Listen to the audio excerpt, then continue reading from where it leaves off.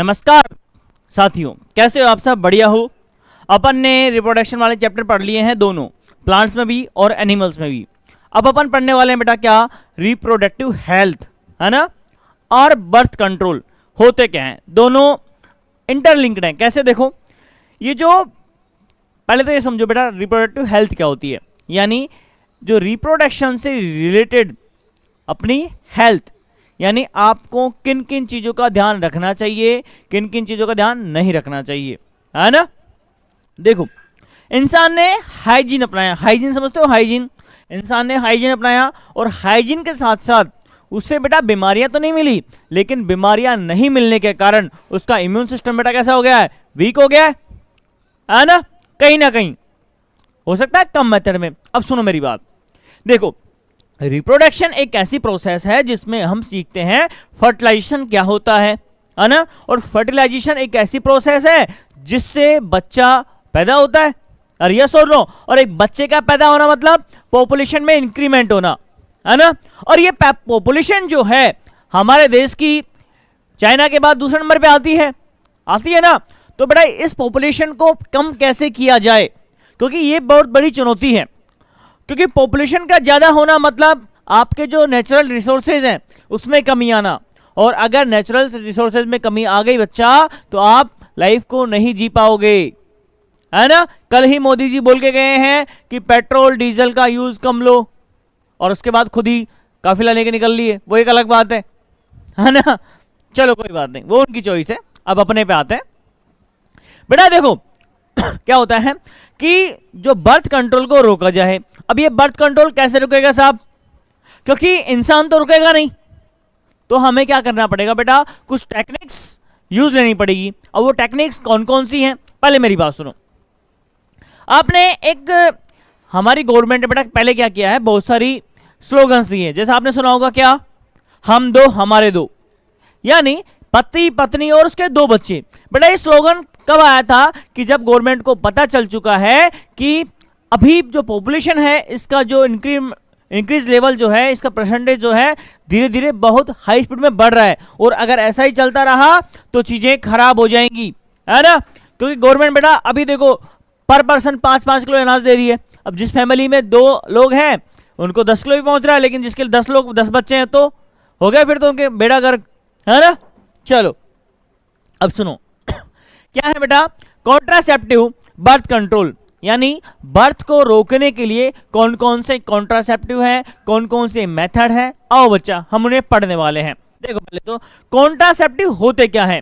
The method adopted to prevent conception are called contraception method. बेटा देखो, ऐसे methods जो क्या लिए जाते हैं बेटा, रोकते हैं बेटा किसको, प्रेगनेंसी को। ऐसे मेथड्स जो प्रेगनेंसी को रोक दे। प्रेगनेंसी को रोकना मतलब आपने मेल गैमेट यानी स्पर्म और फीमेल गैमेट यानी ओवम दोनों को आपस में मिलने से रोक दिया है, और इनका मिलने से रोकना ही प्रेगनेंसी को रोक देना होता है ना। हाँ देखो बेटा पहला मेथड है बेटा क्या, नेचुरल मेथड। उसको बोलते हैं बेटा क्या, ट्रेडिशनल मेथड भी बोलते हैं, ठीक है, हम डिटेल में पढ़ेंगे अभी। दूसरा है बैरियर मेथड, यानी बैरियर का मतलब होता है हमने वहां पे रुकावट पैदा कर दी है, और रुकावट पैदा करना मतलब या तो स्पर्म ओम तक नहीं पहुंचेगा या ओम ही नहीं पहुंचेगा आगे तक। क्लियर है? आगे देखो, इंट्रा यूट्राइन डिवाइसेस, यानी आपने यूट्रस के अंदर कुछ डिवाइस फिट कर दिया है, उसकी वजह से फर्टिलाइजेशन नहीं हो रहा है। अगला देखो बेटा, ओरल कॉन्ट्रासेप्टिव्स, आपने क्या किया बेटा, कुछ टैबलेट्स ले ली है ना। इंजेक्टेबल्स, आपने कुछ इंजेक्शन से वहां पर रख दिया है, या फिर कुछ वहां पे इम्प्लांट कर दिया है, या फिर कुछ सर्जिकल मेथड यानी ऑपरेशन करवा लिया है।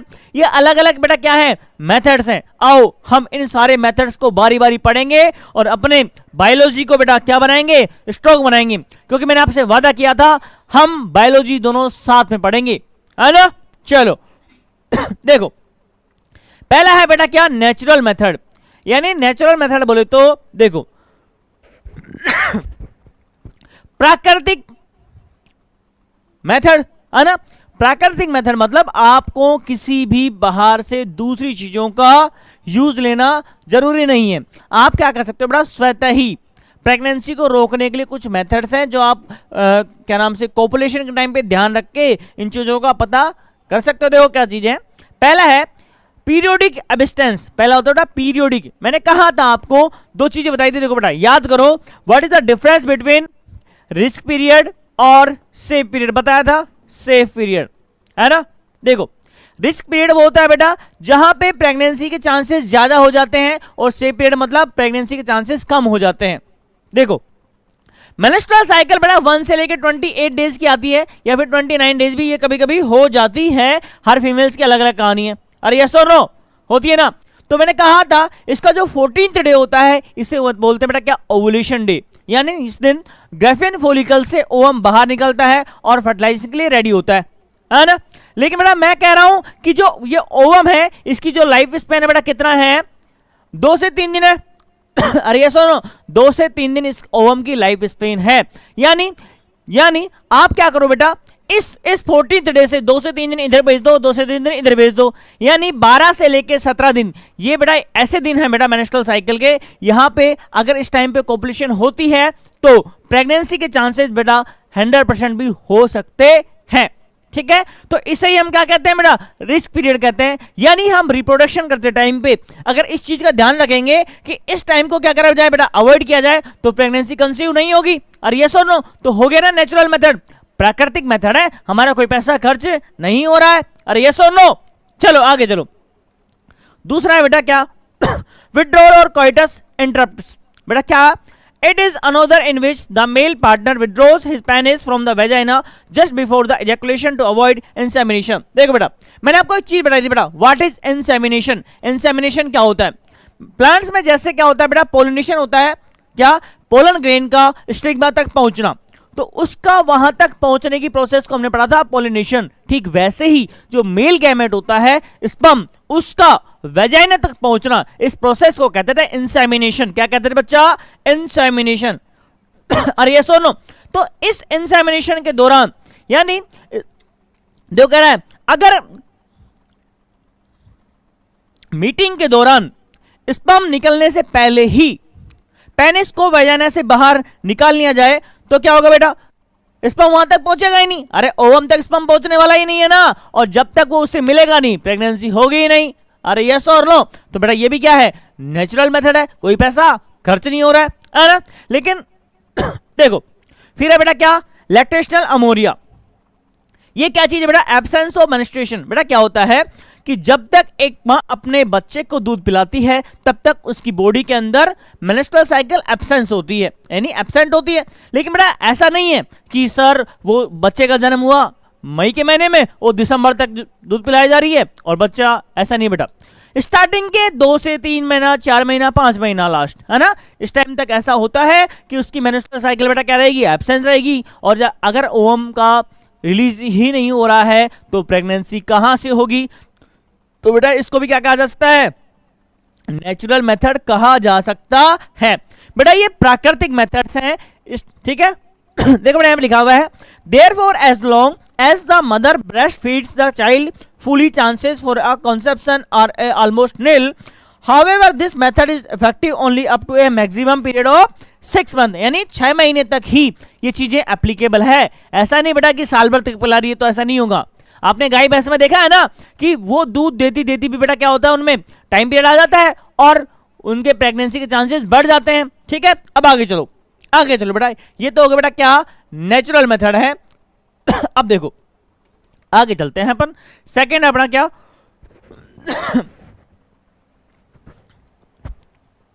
सेकंड कहां गया, चलो सेकंड क्या था, एक सेकंड, बैरियर मेथड। बेटा बैरियर मेथड क्या है, देखो बैरियर मेथड सिंपल सा है, क्या आपने ओवम जो होता है, ओवम और स्पर्म जो होता है, इन दोनों के मिलन में बाधाएं उत्पन्न कर दी है। यही तो होगा बैरियर। अरे मैं स्कूल गया और स्कूल जाने के लिए मुझे गाड़ी नहीं मिली, है ना, तो मैं कैसे जाऊंगा, फिर मेरे चांसेस कम हो गए पहुंचने के, तो मेरे रास्ते में रुकावट आई या नहीं आई। ब्रेकर जो होते हैं आपको क्या कर, आपकी जो स्पीड को स्लो कर देते हैं, वो बेटा एक बैरियर है। ठीक वैसे ही हमने क्या किया है, जो पाथ है बेटा, मैंने कहा था कि जो यूट्रस होता है यहाँ पे होता है, और यूट्रस के पहले जस्ट यहाँ पे सर्वाइकल कैनाल होगा और यहाँ पे वेजाइनल होगा, ठीक है। अब यहां से हम क्या कर रहे हैं, हमने या तो स्पर्म की एंट्री बंद कर दो, उसको रोकना है, या फिर ओवम को यहां से रोकना है, दो चीजें आपको। अब आप कैसे भी रोक सकते हो, अरे यस और नो, देखो, तो बैरियर मेथड में बेटा क्या करते हैं हम, दो चीजें हैं, एक होता है बेटा क्या, मेल कॉन्डम, एक होता है बेटा फीमेल कॉन्डम, ठीक है, दोनों का आता है, मेल का और फीमेल का। अब हमारे पास चॉइसेस हैं, या तो हम फीमेल यूज ले लें या फिर मेल यूज ले लें, बट ऐसा नहीं है कि मेल वाला लोग फीमेल का यूज ले रहा है, ऐसा नहीं है बेटा, फीमेल का फीमेल लेगी, मेल का मेल लेगा। क्लियर है? अब आगे देखो क्या लिखा हुआ है, here ovum and sperms are prevented from the physically meeting with the help of barriers. बेटा क्या करा हमने कि उन दोनों को, स्पर्म को और ओवम को फिजिकली मीट होने से रोक दिया है, और रोकने से बेटा क्या होगा, फर्टिलाइजेशन होगा ही नहीं, और फर्टिलाइजेशन होगा नहीं तो प्रेगनेंसी कल्पना ही नहीं होगी, है ना। देखो बेटा, condoms are various methods of thin rubber और latex sheet that are used to cover the penis in the male or a vagina and a cervix in the females। बेटा क्या होते हैं कि कॉन्डम्स बैरियर मेथड में काम आते हैं, ये बेटा किसके बने होते हैं, रबर और लेटेक्स के बने होते हैं, ठीक है। और बेटा ये क्या करते हैं, पेनिस को कवर कर लेते हैं, जिससे स्पर्म बेटा यूट्रस तक, फैलोपियन ट्यूब तक, एम्पुला पार्ट तक नहीं पहुंच पाते हैं। सर ये एम्पुला पार्ट कहां से आ गया बेटा, एम्पुला वह रीजन है जहां पे इन दोनों का मिलन होता है, और यस और नो। अब देखो, it is used just before the coitus so that the ejaculated semen would not enter into the female reproductive tract। बेटा ये क्या करते हैं, वहां पे बाधा उत्पन्न कर देते हैं, जिससे जो सीमेन है बेटा फीमेल ट्रैक्ट तक नहीं पहुंच पाता है। अब आगे देखो, फिर आता है बेटा क्या, निरोध is the popular brand of the condom. बेटा निरोध एक ब्रांड है बेटा किसका, कॉन्डम का, जो हमारी गवर्नमेंट के द्वारा चलाया गया था, है ना। आगे देखो बेटा क्या, use of condoms are increase in the recent years in to its additional benefits of protecting the user from the contracting sexually transmitted disease। बेटा देखो, पिछले कुछ सालों में कॉन्डम्स का यूज बढ़ गया है, क्योंकि सेक्सुअल देखो क्या होता है, सेक्सुअल इंटरकोर्स के दौरान बीमारियां होने के चांसेस बढ़ जाते हैं। आपने एक बीमारी सुनी होगी बेटा क्या, एड्स, सुनिए ना सभी ने। बेटा एक एड्स क्या है, एक बेटा आपको बता दूं, आपके पास एक क्या पाया जाता है, इम्यून सिस्टम पाया जाता है, जिसका नाम क्या है, एक्वायर्ड इम्यूनिटी, है ना। जिसमें क्या होता है बेटा, आपकी बॉडी की जो क्या है, जो किसी भी बैक्टीरिया वायरस से लड़ने की क्षमता खत्म हो जाती है, ठीक है। तो इसका नाम क्या है, एड्स, मतलब एक्वायर्ड इम्यूनिटी डेफिशिएंसी सिंड्रोम। आपके पास में ये जो एक्वायर्ड इम्यूनिटी है ये खत्म हो जाएगी, और आपके पास में अगर किसी भी बीमारी से लड़ने की क्षमता खत्म हो गई तो फिर क्या ही काम का शरीर, हल्की सी कोई बीमारी, हम खत्म, रेस्ट इन पीस, चला गया चांद आसमां को छोड़ के, आपका दोस्त फिर गाना लगाता फिरेगा, है ना। इसलिए बेटा ये बैरियर मेथड अच्छा है ना। इससे क्या होता है बेटा, फिजिकली कांटेक्ट होता तो है, बट एक्चुअल में फिजिकली कांटेक्ट होता ही नहीं है ना।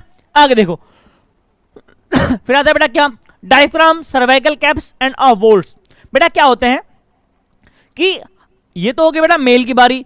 अब ये बेटा क्या है कि हमारे पास में दोगे, ये मैंने कहा था ये सर्विक्स रीजन है, हमने क्या करा बेटा, इस फीमेल के सर्विक्स रीजन में बेटा क्या लगा दिए हैं, कैप लगा दिए हैं, जिससे क्या होगा, आगे तक जो स्पर्म है जा ही नहीं पाएगा। अरे यस और नो, हमने बेटा रास्ते को ही क्या कर दिया है, ब्लॉक कर दिया है बेटा, ठीक है। They are made up of rubber that are inserted in the female reproductive tract to cover the cervix during the coitus. बेटा ये कैसे है, ये क्या चीज है कि कोपुलेशन के दौरान इनको क्या किया जाता है बेटा, सर्विक्स वाले पार्ट पे लगा दिया जाता है, जिससे स्पर्म आगे ट्रेवल नहीं कर पाता है ना। बेटा ये कैसे होता है, रीयूजेबल होता है, जबकि कॉन्डम्स वन टाइम यूज होते हैं। याद रख लेना मेरी बात। देखो, spermatical creams, jellies and foams are usually used along with these barriers to increase their contraceptive efficiency। बेटा क्या कह रहा है बेटा कि कुछ क्रीम्स लगाई जाती है, कुछ जेलीज लगाई जाती हैं, जिसकी वजह से चांसेस ना के बराबर हो जाते हैं। फिर आता है बेटा क्या, थर्ड आता है इंट्रा यूटेरियन डिवाइसेस, यानी हमने अब ऐसे डिवाइसेस को क्या कर लिया है बेटा, खोज लिया है, जिनको आप एक बार यूट्रस के अंदर फिट कर दो तो उसके बाद में प्रेगनेंसी होने के चांसेस ना के बराबर हो जाते हैं। बेटा देखो, दो चीजें हैं, या तो आप ऑपरेशन करवा लो बट क्या होता है, आजकल का थोड़ा चलन खराब हो गया है, या तो किसी के दो बच्चे हैं, है ना, अब उसको डर है कि इन फ्यूचर मेरे बच्चों के कुछ हो गया तो मैं ऑपरेशन क्यों कराऊं, है ना। तो बेटा वो क्या करती है, कुछ टाइम को के लिए प्रेगनेंसी को रोकने के लिए बेटा वो क्या करते हैं, यूट्रस के अंदर एक कॉपर टी होती है, कॉपर टी बोले तो कॉपर से बनी हुई टी शेप का एक डिवाइस, है ना, जिसको यूट्रस में फिट करवा लेते हैं, है ना। कोई भी इसके डिसएडवांटेज नहीं है, ठीक है।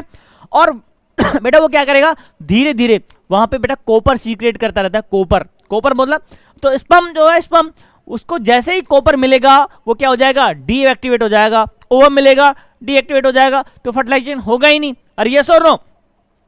तो ये होता है बेटा क्या, इंट्रा यूटेरियन डिवाइसेस होते हैं। आगे देखो,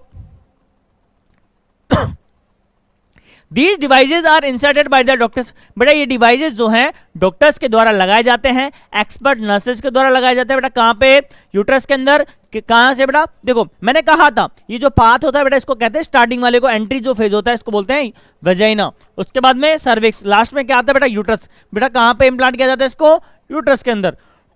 और देखो बेटा अगर किसी भी सिचुएशन में अगर फर्टिलाइजेशन हो भी गया तो बेटा जो बेबी है उसका इंप्लांटेशन नहीं होगा, क्योंकि वो क्या करता रहेगा बेटा, कॉपर सीक्रेट करता रहेगा। Once inserted it work continuously for a several. बेटा इसको अगर एक बार लगा दिया जाए तो कुछ साल तक ये काम करता रहता है। Fertility returns quick after removal. बेटा फर्टिलिटी से जाती नहीं है, ऐसा नहीं कि हमारे पास अब ये माँ ही नहीं बन सकती। बेटा जैसे इस डिवाइस को हटाएंगे वापस बेटा क्या हो सकता है, फर्टिलाइजेशन हो सकता है। ठीक है। Should be inserted and removed only by trained health care professional. बेटा इनको इंसर्ट और मतलब लगाना और हटाना डॉक्टर के द्वारा ही पॉसिबल है, ऐसा नहीं कि मैंने लगा लिया, ऐसा नहीं हो बेटा, फिर चीजें बिगड़ सकती है। अरे यस और नो, क्योंकि बेटा हमारी बॉडी है बेटा बड़ी ही नाजुक है ना।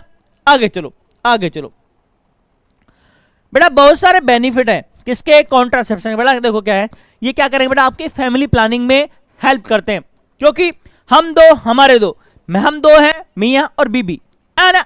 अब हमारे दो ही बच्चे हों तो हमने प्लानिंग कर रखी है, बट ये प्लानिंग बेटा कैसे सक्सेस होगा, ये प्लानिंग बेटा तभी सक्सेस होगी तब आप इन सब का यूज लोगे। अगर इन सब का यूज नहीं होगे ना तो फिर आपके 10 बच्चे 12 बच्चे, देखे ना आपके एक दूसरी कम्युनिटी है जिनके 10-10 12-12 बच्चे होते हैं, क्योंकि वो अभी कैसे हैं बेटा, अनलिटरेट है, एजुकेशन उनके यहाँ तक पहुंची ही नहीं है। उनको लगता है कि हम हमारी कौम को बहुत आगे बढ़ाएंगे, बट ऐसा नहीं है।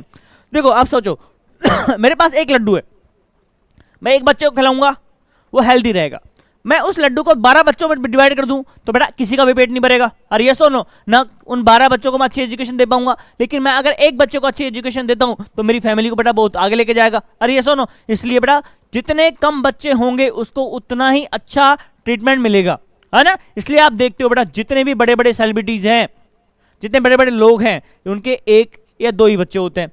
धोनी साहब को देख लो, महेंद्र सिंह दे दनादन धोनी, है ना, एक ही बच्चे उनके, है ना। आगे देखो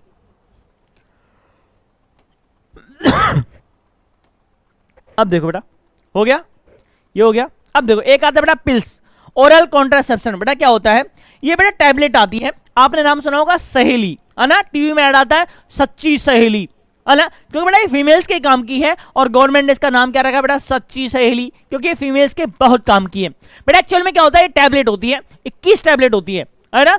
ये बेटा क्या करती है कि आप इनको पीरियडिक जो मेंस्ट्रुअल साइकिल होती है, जो इनका ब्लीडिंग फेज होता है, उसके बाद में इनका लेना स्टार्ट करो 5th डे से, और 21 दिन तक कंटिन्यू लेते रहो, जिससे क्या होगा बेटा, ओवुलेशन होगा ही नहीं, ओवम निकलेगा ही नहीं, और ओवम निकलेगा ही नहीं तो फर्टिलाइजेशन होगा ही नहीं। अरे यस और नो ठीक है। आगे देखो फिर आता है बेटा क्या